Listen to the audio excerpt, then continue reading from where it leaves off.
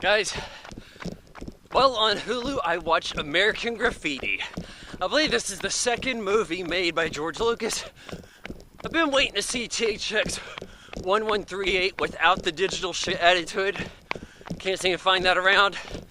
Anyways, this is an interesting movie. I like this a good deal. This is, I think, 1971.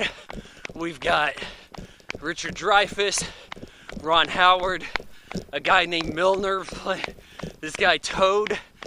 He's actually the director of that dolphin tail or something, so it's called.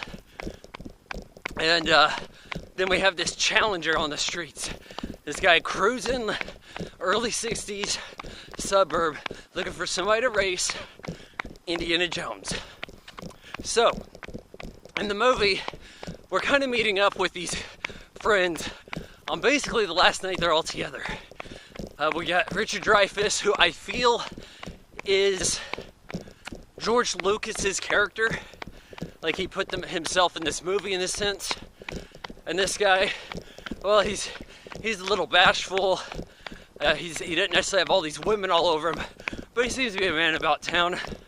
People look up to him. He's got this Moose Lodge scholarship. He's scoping out some chick. Spends the whole night trying to figure out what her name is. Gets basically abducted by the Pharaoh's gang and has to do delinquent activity with them. And manages to get away. And by the end of the movie, he's on a plane, looking out over, sees his car, thinks it's the blonde chick. Played by Suzanne Summers, pre-fame. Anyways, other stories. Ron Howard, probably the worst story of the whole bit. Hanging out with some chick, complaining about how she won't put out because he's going to college, thinks they need to see other people to strengthen their relationship. He's trying these moves like that. We got this guy Toad, a dweeb.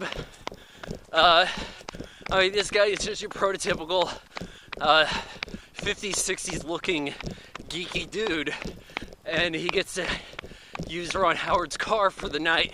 He's going to take care of it while Ron Howard's in college, and well, he can't decide if he's going to be in college or not.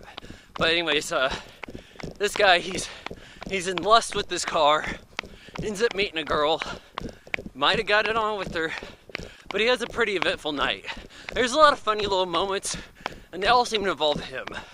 Whether it's him, he gets the car stolen, tries to get it back, and some people find out, and these gang members rough him up. Things like that.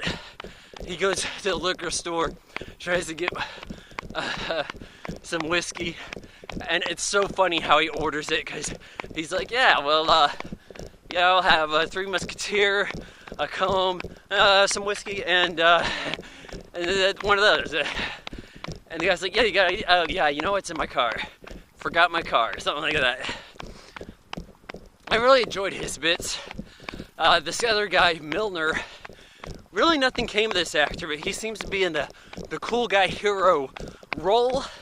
The guy you think would blow up from a movie like this being popular. And he doesn't. He's just the coolest guy in the bunch. He's got a 30s hot rod, this really cool looking 30s Ford with like no hood, all that taken off. It's a rat rod kind of setup. He's cruising the street, talking to some girls, says, hey, come get a ride. And a girl comes over and she's like 12. He's like, well, holy shit. And then he has to hang out with her and babysit her the whole night. And then those two have a friendship, and it's cute. And then there's this guy, Harrison Ford, Indiana Jones, cruising the street looking for the fastest guy in town to beat him in a race. They get into this race at the end. Harrison Ford has picked up Ron Howard's girlfriend at this point, and she's in the car, and they race, and it's not a bad looking drag race. Maybe you can learn something from Fast and Furious, because this actually looks realistic. Has an actual car crash. No CGI. But their car flips over, catches fire, and they survive without any real damage. And I'm thinking, okay, is that supposed to be surreal? Are we supposed to think, oh, maybe they died, but this is like some kind of spiritual happy ending circumstance? Like, what is this? And then in the movie, everybody's saying goodbye to Richard Dreyfuss as he gets on that plane. And then really the tone shifts. You get the little scroll with the bios of what's to come of the characters. One of them dies, drunk driver. Another one, missing in action. Ron Howard, did it say chiropractor or insurance adjuster or something like this? And then the George Lucas character, writer living in Canada. And then you're thinking, wow, the guy who got away from that, the one that escaped, he's really the one who escaped. But it's like a sad note because we thought, hey, these are cool guys. But they were living in a time that was the 60s before the shit hit the fan. This was the 60s that looked like the 50s. This was, hey, we're just now talking about the Beach Boys. It was an innocent time, and these innocent characters got thrown into a very shit gets real world.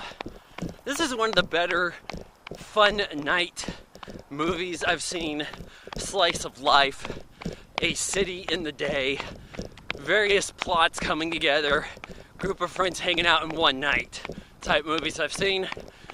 And as far as I can tell, one of the first of this sort. I give American Graffiti 3 out of 4 stars.